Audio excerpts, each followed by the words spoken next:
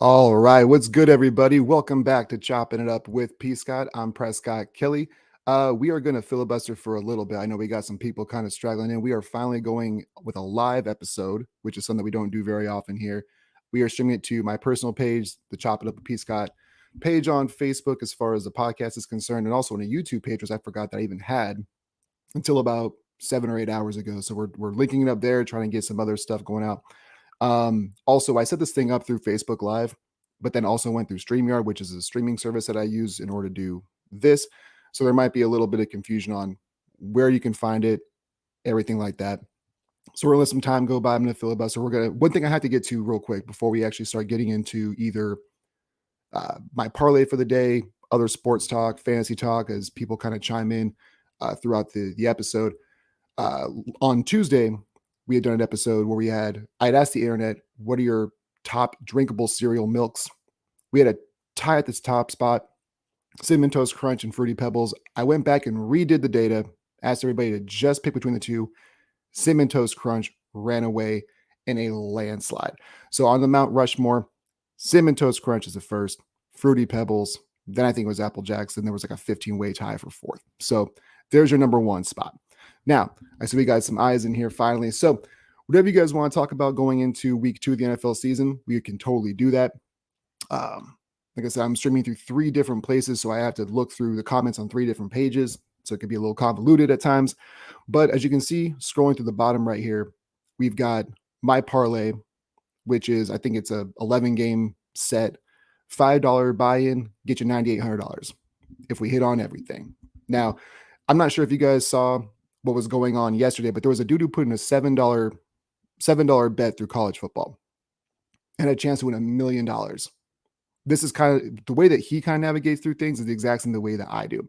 I do small bets, big payouts. So you can see scrolling across the bottom right here, my teams, and we'll go across what my thoughts are going into these games a little bit later on, and we'll try to make you guys some money. So last week we went about 50-50. That tends to happen on week 1 of the NFL season.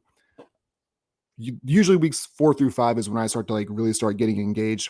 But I think even after 1 week, we kind of know enough about certain teams where we can kind of say, yeah, this week 1 was a fluke, or this team is for real.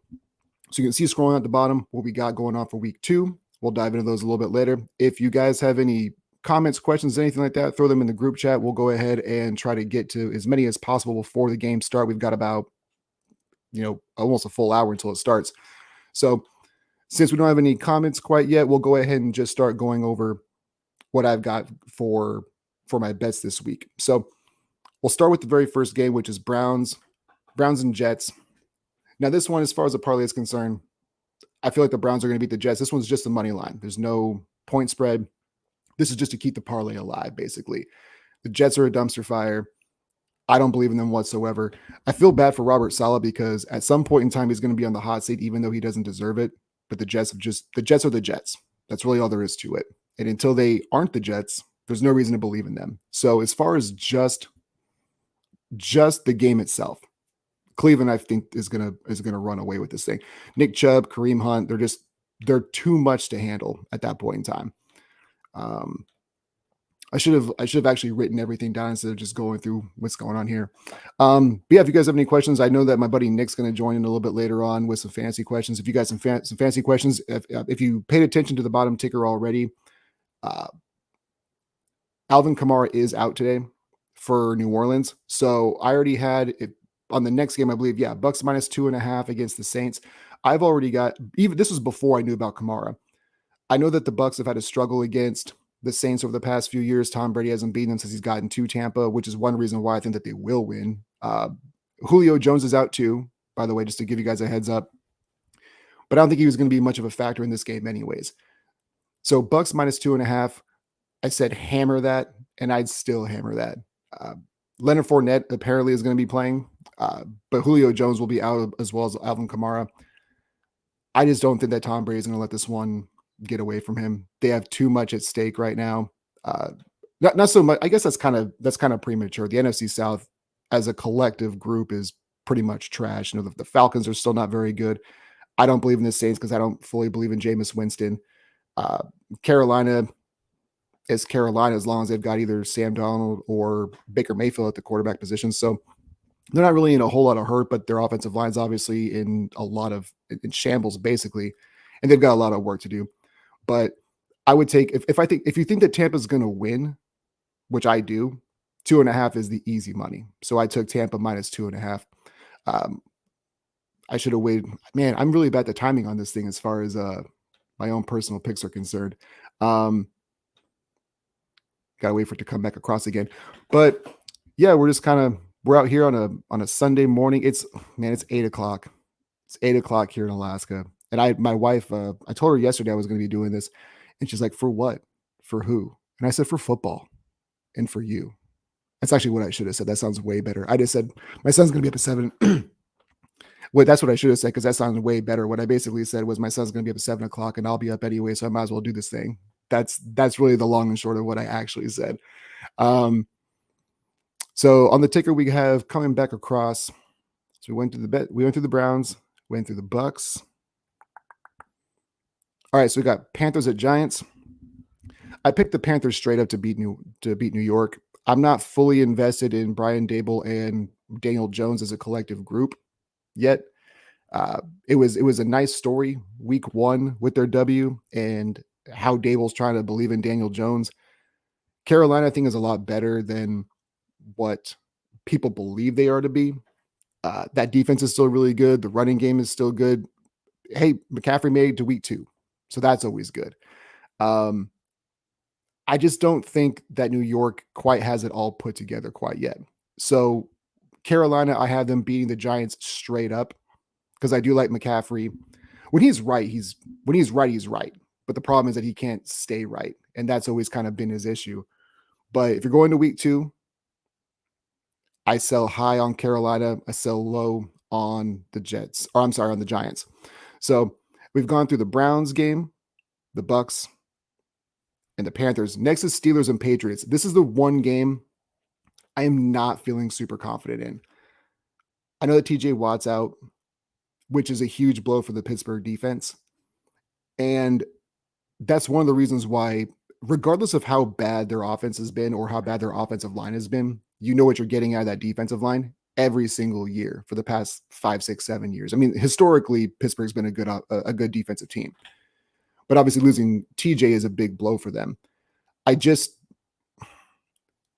It's tough for me to bet against Belichick that often. I know that we've made the comparison, who gets more credit? Is it Brady or is it Belichick? And I think that the answer is it's collectively with both of them. But the numbers speak for themselves as far as Brady has had way more success individually than Belichick has since he's left. But Brady also has like a monster, ridiculous, talented team around him in Tampa where he didn't in New England. And it was all just, I think that in New England, it was a culmination of both of them. Whereas in Tampa, it's really Tom taking everything to the next level because he's got so much talent around him. And Belichick's is trying to win the way that he always won. But you can't win that way without Brady. You can't win that way with Cam Newton. You can't do it with Mac Jones.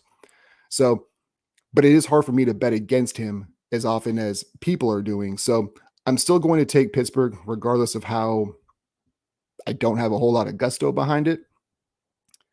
Because I think that Trubisky has enough around him to just be competent. That's all you need. Just be competent. Najee Harris is still going to play. That offensive line is not very good, and it still hasn't been good for a couple of years, and they got to fix that thing quick.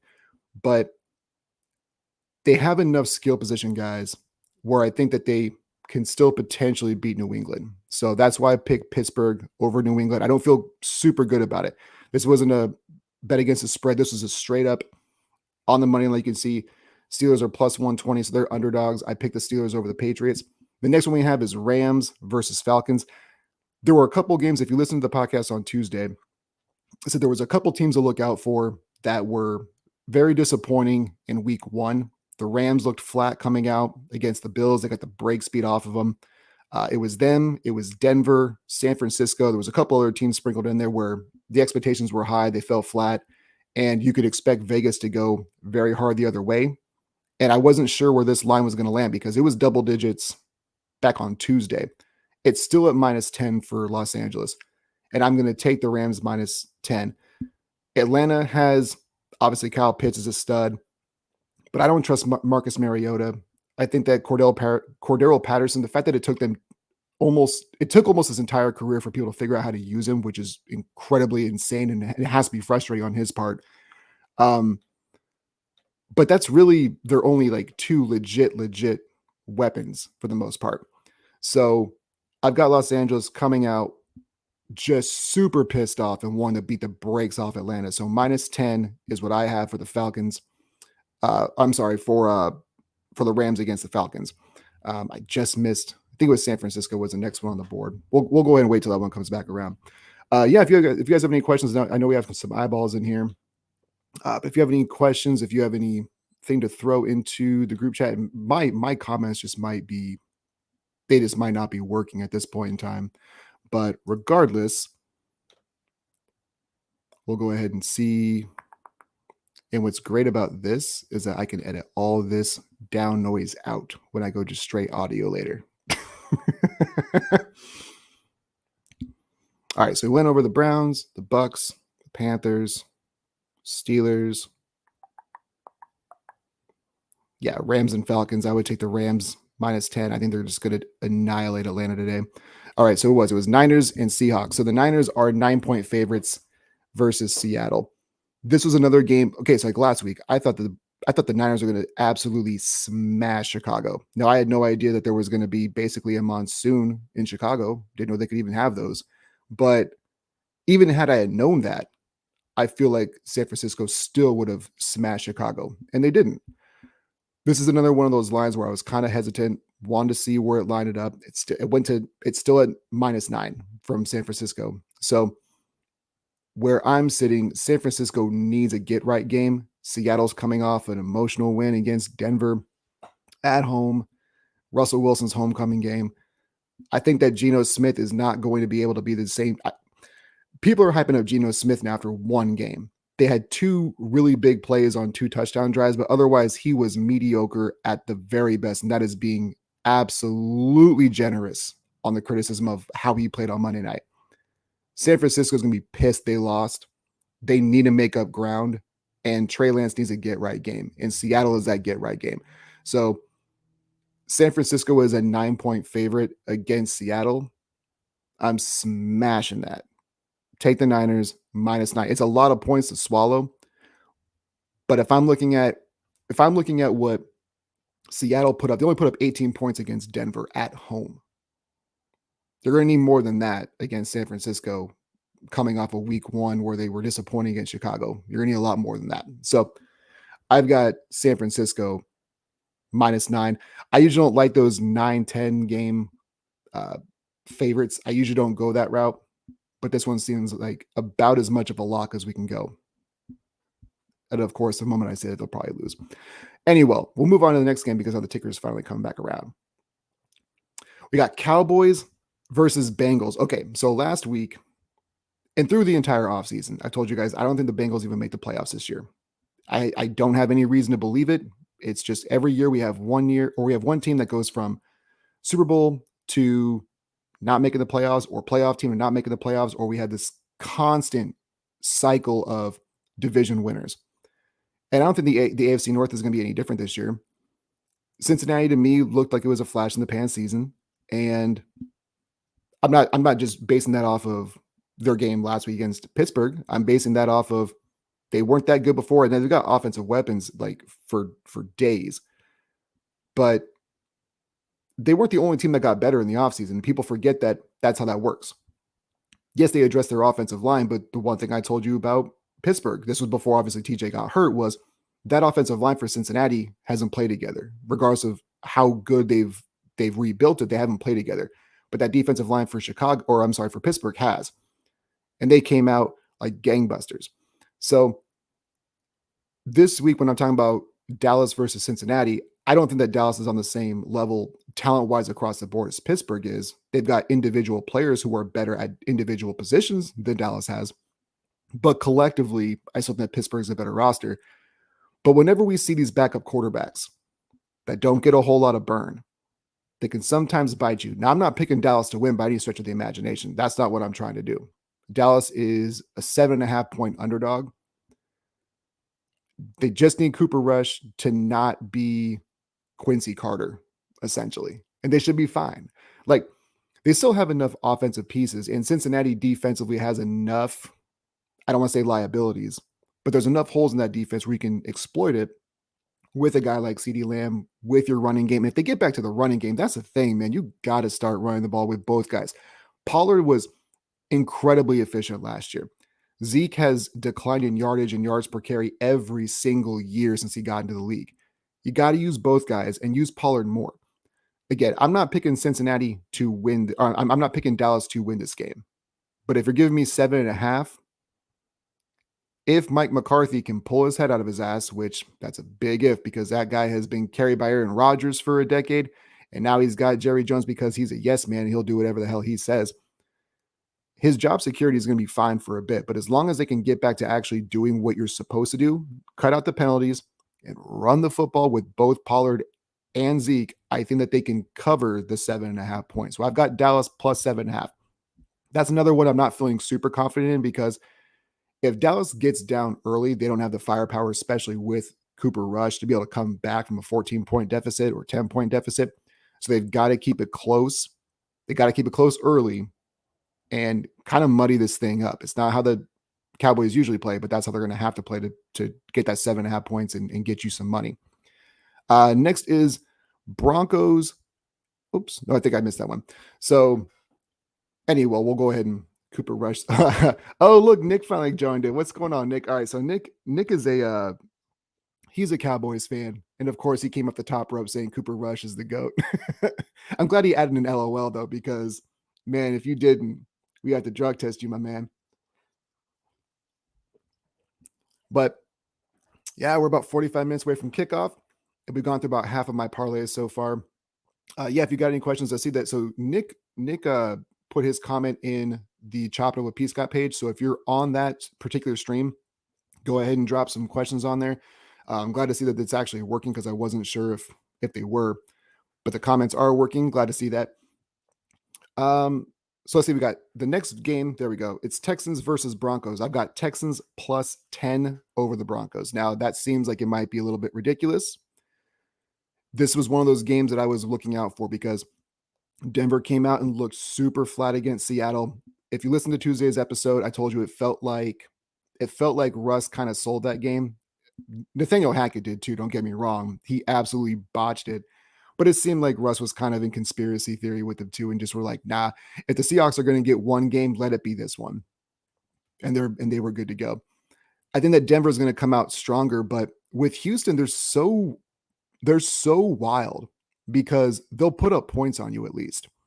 So with the Texans being a 10-point dog, I still think that Denver wins this one. And this might be one of those games where you see Denver get up early and then kind of let Houston kind of creep back in. 10 points is a lot to swallow, especially with Davis Mills just slinging it everywhere, and they still have some playmakers on offense. So I've got Houston plus 10 against Denver. All right, so we got Tracy. Thanks, Tracy, for joining in. We'll go ahead and answer his question, then we'll come back to the parlay because we've only got a few games left. So Tracy asks, what do you think the Cowboys should do at the quarterback position? That's a good question because Jerry doesn't really necessarily like to bring in outside people. He wants to try to promote within. He's done it with his coaching staff. He does it with his quarterbacks. I don't think they make a move. I think that they should.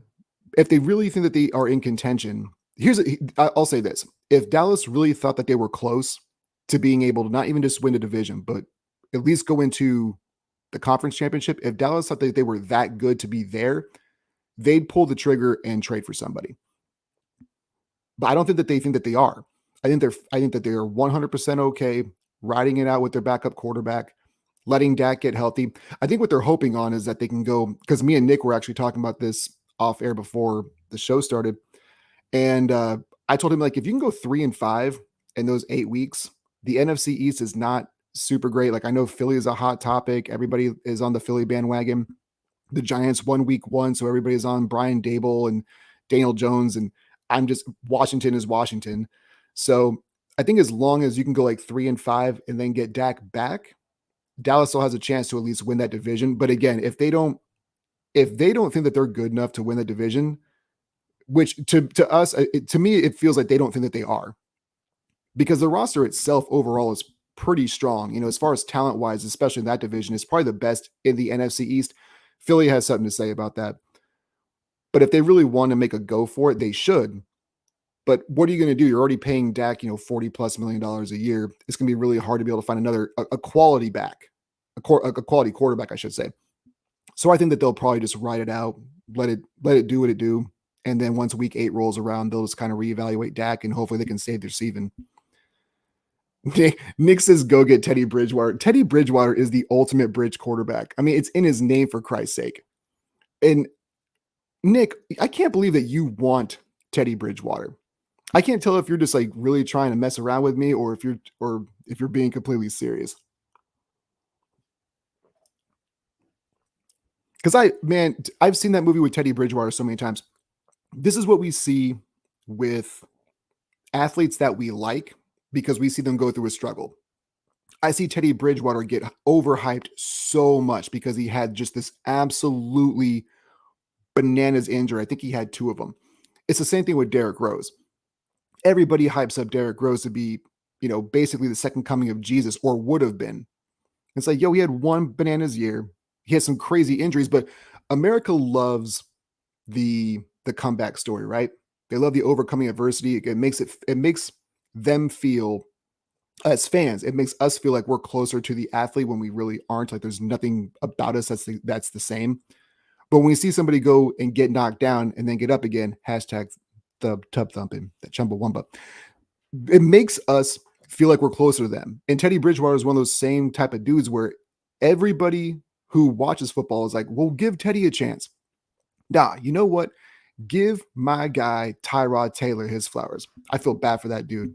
He never got a fair shake at any place he ever went to. He got stabbed by his own medical staff. Tyrod's a guy who should have been getting jobs like hand over fist. And it's not just because I'm a Bills fan. It's kind of because I'm a Bills fan, but whatever. Nick, have you seen Cooper Rush play? Teddy can get us a couple wins until that. Well, that's the thing. Like, I feel like Cooper Rush and Teddy Bridgewater are exactly that. They're backup quarterbacks. So I guess you're right, Nick. If you really wanted to go a backup quarterback just to kind of go 2-4, because that's what a backup quarterback's supposed to do. Win you a couple games, just kind of keep your team afloat. I guess if you really want to go that route, you can. And I've only seen Cooper play a couple times, so I'm not really familiar with his work. But I would imagine that if your first name is Cooper, well, you should be good. Cooper Kupp has something to say about that. Tracy says, "Go Commanders." I don't even know I'm not even sure who Washington plays this week, because I didn't have them in my parlay, but luckily they got Detroit. Oh, so that game's a pick 'em now. Okay, here's the thing I'm going to tell you guys real quick. Detroit might win this game because they play Washington, and I'm not trying to do this against you, Tracy. I'm not trying to be that guy. I'm not on the Detroit Lions bandwagon the same way that everybody else is. Hard Knocks is boosting these guys up. Everybody is just eating Dan Campbell up.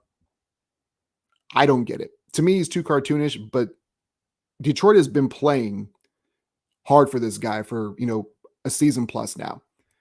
I think that they could be good, but you got to cut ties with Jared Goff. Like, you just absolutely have to do that. And they still have some more holes to address. Don't get me wrong. And it's still early on this season, and they played Philly tough.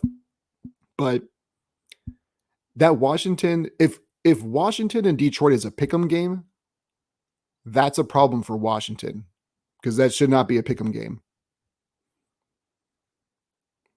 Let's see. Can't wait to see that Steelers and Bengals game. Oh, but Steelers and Bengals played week 1. Oh,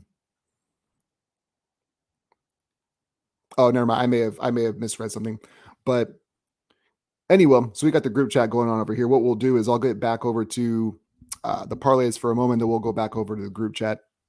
Next one is Raiders -5 versus the Cardinals, and I've got the Raiders -5.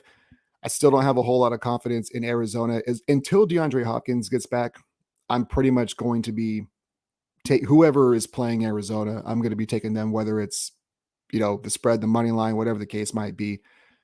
The Raiders, it seems like the connection with Carr and Adams is real. I've been on record saying I think that people are kind of overblowing it, the connection between Adams and Carr, because they played in college. They haven't played a snap in the NFL, but Devontae Adams is really good, and Derek Carr is good. That with Renfro and Waller and Jacobs, that's a good squad. Arizona offensively, specifically, I really don't have a whole lot of faith in them. You know, they lost Christian Kirk, which isn't a big deal. Jacksonville will tell you otherwise, but them losing Christian Kirk was not a big deal. But losing DeAndre Hopkins is. Kyler Murray just seems. I have no idea what to expect from this dude the entire season. Whenever you get those quarterbacks who delete stuff on Instagram and bring him back and want to complain about their contract clauses and stuff like that, I don't know how much he really cares about football. And I'm not trying to be. I'm usually not that guy, but if we're trying to be serious about the sport of football, I don't think that Kyler Murray really is. So if we've got the Raiders and the Cardinals, I am hammering the Raiders -5. My fault. They play the Patriots. Oh, no good. It's all good, Tracy. No worries. But yeah, I think that there's some good games on the slot. That's it. So I had mentioned on the Bucs game that Kamara was out, and if you're just now joining us, Kamara is out with the Saints versus the Bucs, but so is Julio Jones. Again, I don't think that Julio's that big of a difference maker when it comes to the line on that. But in case you're just now tuning in, you've got some fantasy stuff going on. Kamara out, and so is Julio Jones in that same game. We'll go ahead and move on to Green Bay versus Chicago. Now, Green Bay is -10. This one was a tough one for me because I know that they've had some issues at the wide receiver position in Green Bay. Aaron Rodgers has been very vocal about it. I think that people are making too big of a deal about him calling them out in public because, you know, I feel like they kind of deserved it, especially Christian Watson last week. Oh, I know that the criticisms were coming before week 1, but Christian Watson had just a dime dropped on him and he dropped it. So I can understand Aaron's frustration, but Minnesota, the one thing I've been seeing this entire offseason is Minnesota's a team that I've been high on for the last, I'd say 3 to 5 years, as far as talent is concerned, and they always let me down. And then the moment that I say that out loud and put into the universe, they go out and just absolutely smash Green Bay. Green Bay being -10 is a tough one for me because I know they still have some things to work out on offense. But I feel like that Chicago win against San Francisco last week was kind of a fluke. The San Francisco or the Chicago defense is not what Minnesota's defense is. Chicago's offensive weapons are not what Minnesota's are. This to me, -10 was really, really tough for me to be able to take Green Bay on because usually when the spread starts getting to double digits, I'm almost always going to take the underdog. But this one just seemed that I can't go against Aaron Rodgers 2 weeks in a row. I think that I feel like they may have put in, and obviously I don't know because I wasn't in the facility. I have no idea if they were putting in extra work or not. But I'd like to think that they were, because if Aaron Rodgers is really trying to make this like his farewell tour, he better start he wasn't putting the work in the offseason and through training camps. So he better put it in now if he's trying to salvage, Aaron Rodgers is one of the greatest talents we've ever seen. So I got Green Bay -10 reluctantly, but I do have it up there. So Brian Ezzo. Oh, what up, man? It's good to see you in the group chat. Brian says that he thinks that the wide receivers will show up for Green Bay. They better hope so.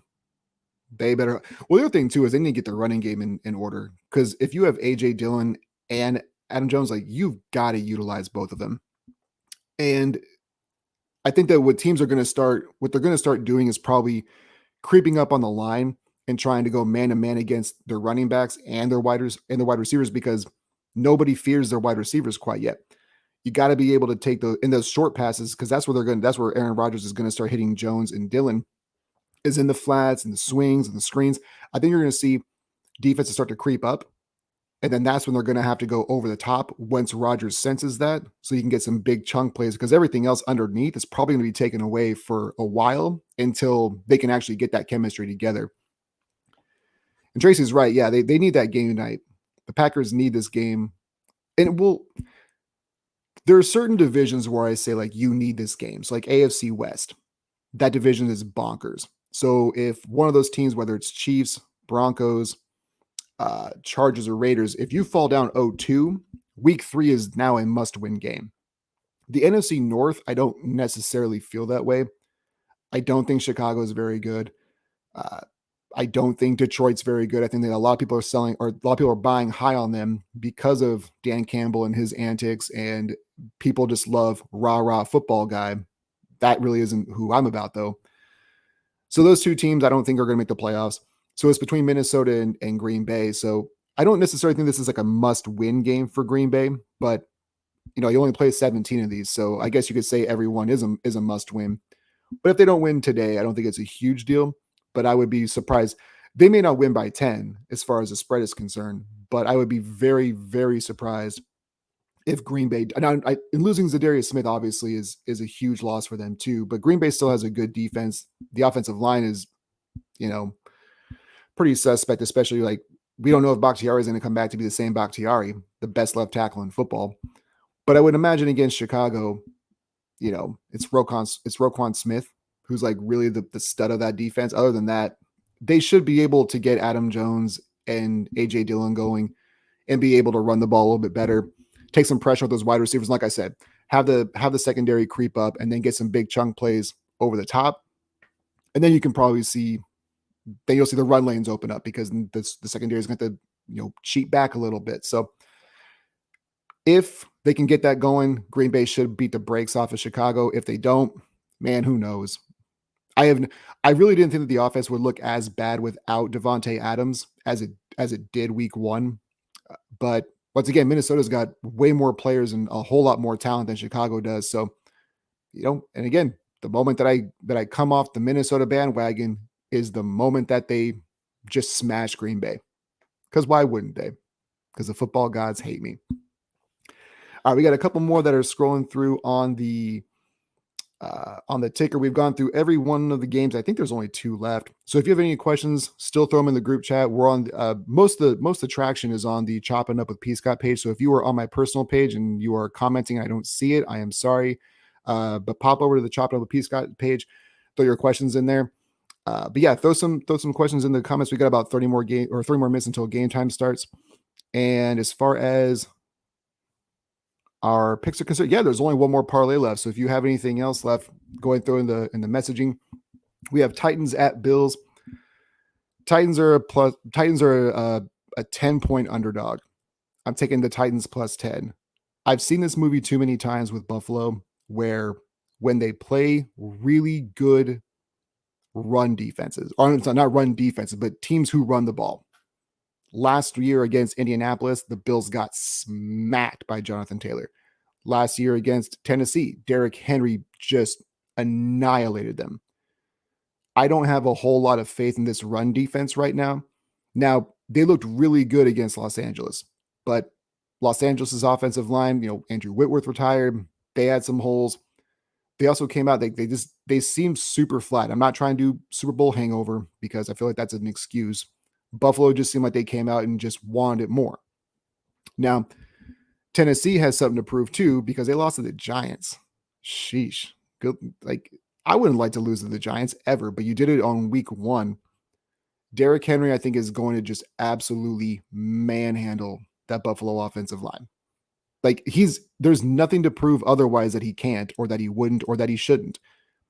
Until I see the Bills put together multiple weeks in a row against, because I don't have their schedule in front of me, but multiple weeks in a row where they're actually defending the run well, that's when I'll start believing in that run defense and start believing in the defense as a whole. Because even last year, when the Bills had the number 1 overall defense, I told you guys it's kind of fraudulent. Because again, the two teams that they played who run the ball, Indy and Tennessee, both of them put up over 200 yards against these guys. That to me is problematic. But they played the Jets twice. They played the Dolphins twice. They played the Patriots twice. So that's 6 games of inept offenses. Then you played Pittsburgh, which was kind of the same. Washington. So half your schedule is teams who don't even have offenses, basically. That was the problem for me, as I felt like that number 1 defense was a little bit fraudulent. They looked good week 1, but if they can't stop Derrick Henry, which I don't have any evidence to prove that they can, I have the Titans plus 10. I think that Buffalo still wins this game. I think they're the better team overall. With the Titans losing Julio Jones AJ Brown. Those are two big. We already know what we're getting out of the Tennessee offense, right? We know it's going to be Derrick Henry and play action, and that's it. Like that's what their offense is.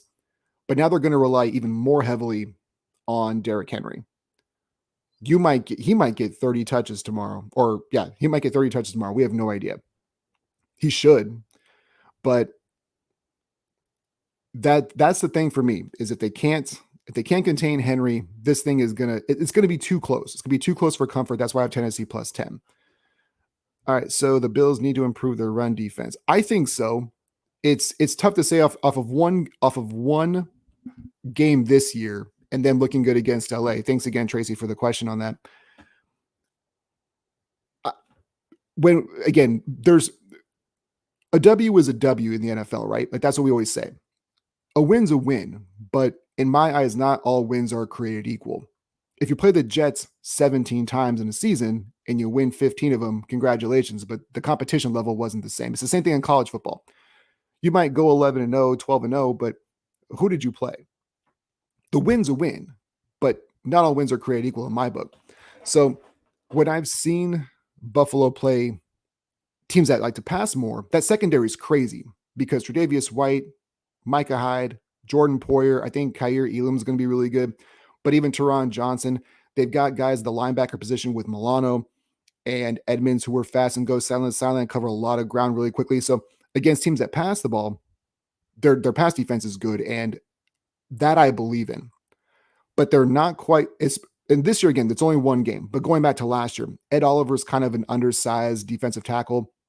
They didn't get a whole lot of production out of Gregory Rousseau and Carlos Basham and AJ Epinesa as far as a pass rush is concerned, or just stopping the run. Like again, the teams that they were playing, they were still winning against, but the two teams that really run the ball, they took advantage of it because interior wise, Buffalo is just not stout enough. And I know that that's not really the way of the NFL, right? The way the NFL now is to defend the pass, give up the runs, give up the short yardage throws, nothing over the top, nothing deep, nothing cheap. But when teams could run the ball and that was their strength, they did it and they just manhandled the Buffalo defensive line. So I don't know if this team is collectively better now up front than they were last year. It seems like they are, especially because like it's weird. I was talking about this on Tuesday where I wanted Von Miller when he got drafted, and Denver drafted one spot before Buffalo. And it was so weird finally seeing Von Miller in those Buffalo Bills colors and doing what he's done, because for the next, if that was the pick, that could have been him for 12 years. But there's no guarantee that he re-signs with Buffalo because Buffalo had a long stretch of losing even after that draft was concerned. But it was really cool to see him in those colors and bring the kind of impact that we thought that he would. But as far as the run defense is concerned, I really don't have any idea if it's going to be stout enough. We're going to find out on Monday. Because even though the offensive line for Tennessee isn't great, Derrick Henry is that dude who last year, and even the year before that, he doesn't even really necessarily start off slow, but it's because the defense is fresh. And he averages like 4 yards per carry in the first, about 5 in the second, 6 in the third. And he was averaging like 7 yards per carry in the fourth quarter. He just doesn't wear down, but the defense does because they just don't want to have to tackle that dude anymore. So you might see Derrick Henry start off slow again because that tends to be what he is just because the defense is fresh. But expect for him in the second half to get a lot more touches and to really wear down that Buffalo defensive line and even their linebackers, because their linebackers aren't big guys. Tremaine Edmonds is tall and he's fast, but he's not big. Same thing, like Milano's a little bit stockier, but they're not Derrick Henry. They're just not. That dude's on a whole nother level as far as physicality is concerned. So we went through the entire parlay. We went through all the questions. If you guys have any more questions to throw at us, we're about 20 minutes away from game time. So if you have any other questions, I'll go ahead and be quiet for a few minutes. Let you guys throw some more questions in the group chat on the Chopping It Up a PScott page. And we'll go ahead and take that from there. But yeah, we'll go ahead and we'll rest easy for a bit. I hope you guys are having a great Sunday, by the way.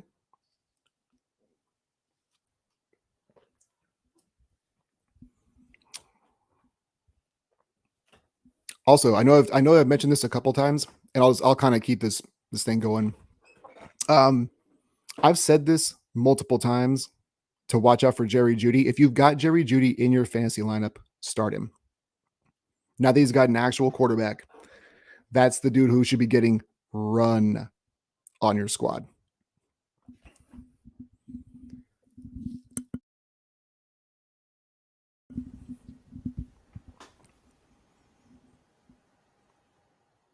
All right. So no more questions. There we go. What's the latest on Justin Herbert? You know what's weird, Tracy? I didn't even watch. Okay, so I didn't watch the Thursday night game because I was working. I know that he had some kind of injury, and it sounded like it was bad. But unfortunately, I don't have anything for you on that. I just know that he got hurt. From what I've seen, as far as like social media is concerned, it seems like the hit may have been dirty, which I don't know. Again, I didn't watch this thing, so I have no idea if there's any truth to it or not. Um, but I hope I hope it's nothing serious. I did hear that he wanted to go back in the game, and the training staff was like, "Nope, you need to stay out here. Like, you need to get out of here." Uh, but Justin Herbert's one of those dudes who just seems like he's about ready to be in that MVP type conversation, and you don't like to see anybody who has that much talent be hit by an injury. But again, at least it wasn't Tyrod Taylor getting stabbed in the lung with a needle, though, right? Didn't seem intentional. But yeah, Justin Herbert's one of those guys. I guess while we're here, since we don't have any questions in the group chat beside the one that Trace has mentioned about Justin, and unfortunately, I just don't have a whole lot of it. I don't have a whole lot of information on it. Coaches on the hot seat. Matt Solbus in the group. There we go. They said he had a fractured rib. Not sure how serious. Ooh, fractured rib. Sheesh. I mean, if it's fractured, like he might be out a bit. Wasn't it Chris Sims who played with a punctured lung after he got like he had a broken rib during a game? I think it was Chris Sims. Um, that just doesn't sound like it'd be fun at all. I feel like it would be incredibly difficult to breathe if that's exactly what happened. So hopefully it's not too serious for him. Um, but if we go like when we talk about coaches on the hot seat, I don't know how much more leash Jerry Jones can give Mike McCarthy. Like I don't know what you can do. The track record speaks for itself as far as mismanagement, as far as time clock is concerned, just overall play calling selection. The guy, he was carried by Aaron Rodgers for a decade. He hasn't made there just penalties galore. He's somebody who I would be incredibly surprised if he makes it past the entire season. Now, the thing he's going to have in his back pocket is what every coach has. My starting quarterback was injured. What did you want me to do for 2 months? He's going to have that excuse in his back pocket the entire season. I just don't think that Mike McCarthy's a good coach, though.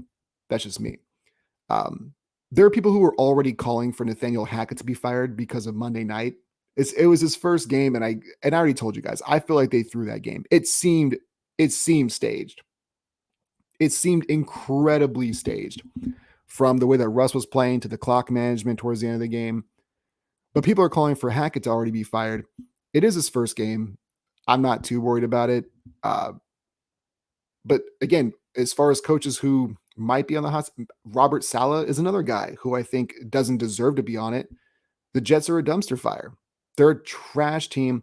They've drafted fairly well over the past 2 or 3 years, it seems like, but they've had a lot of injury bugs. And when you don't win, you don't stay in this league for long. So Robert Saleh to me is somebody who, if the Jets are, 2-8 through 10 games, somewhere like that, I could see them getting rid of Robert Saleh. I don't think he should be, but I feel like that's how this league works. But those are the two coaches, like off the top of my head, that I'm thinking about that, they may not make it throughout the entire season. I would like to think that Bill Belichick could get out too. Let his kids run that organization for a while. I'm tired of Bill Belichick like winning stuff or at least being relevant and good. Robert Kraft needs to fire him. I'm tired of him.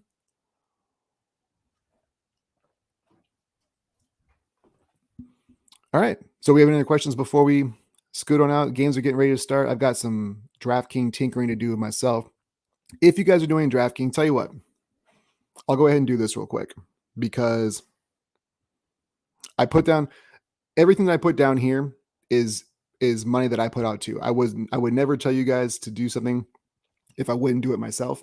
So as far as what you see on the ticker, that's exactly what I have going on too. Hey, thanks, Brian. You too, man. Thanks for joining the chat. I appreciate it, my man. But I do have a lineup for this morning for DraftKings, so we'll go ahead and do this just to kind of filibuster and fill some time because we got a few more minutes. So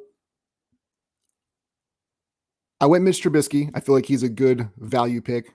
It's only $5,000. So for those of you who play FanDuel or DraftKings, this is where we're at right now. Trubisky against New England, that's a good defense, but he does have guys like Claypool and Thompson and Harris, all that good stuff. So I think that he has a potential to outplay his 12. He had 12 fantasy points last week. I think he has the potential to outdo that. And at $5,000, that's a pretty good value. I've also got Nick Chubb and Kareem Hunt. So I coupled both those guys together, which might be a little dicey, but they're playing the Jets. And I feel like Chubb's going to get a lot of the early touches, but if this thing becomes a blowout, which it probably will, Hunt's going to get some more because they both got, Chubb had 18 points and Hunt had 23. If you can get 40 points from two backs and they're on the same team, that's a pretty good run. And when you look at Chubb had 22 touches for 144 yards. Kareem Hunt had 11 for 46, but he had 2 touchdowns. And that's kind of where I'm thinking the thing is going to go. Chubb is probably going to get more carries, but get you over 100 yards on the ground. Hunt might come in, get more receptions, and might, kind of Mike Tolbert and kind of vulture some touchdowns for you. But I have those two back to back for my running back position. DJ Moore, he had a lot of targets. I think he did at least. I know that Robbie Anderson had a big game. So yeah, DJ Moore had 6 targets. But that's one of the reasons why I think that he'll be high this week is because Robbie Anderson was hot last week. I feel like DJ Moore is going to be hot this week, and DJ Moore is only $5,700. I think it's a good value pick. We're going to go with Curtis Samuel. He had a huge game last week against Jacksonville. 11 targets, 8 catches, only had 55 yards, but he did have a touchdown. Now, if you're getting 11 targets and if you're guaranteed to get 8 points alone just on catches, that's a huge one for me. So when I'm looking at wide receivers, I'm looking at targets more than catches necessarily, because that at least shows that you're in that quarterback's line of vision all the time. So Curtis Samuel is only $4,600. Now that might be a trap. That might be a bait for McLaurin to have a big day.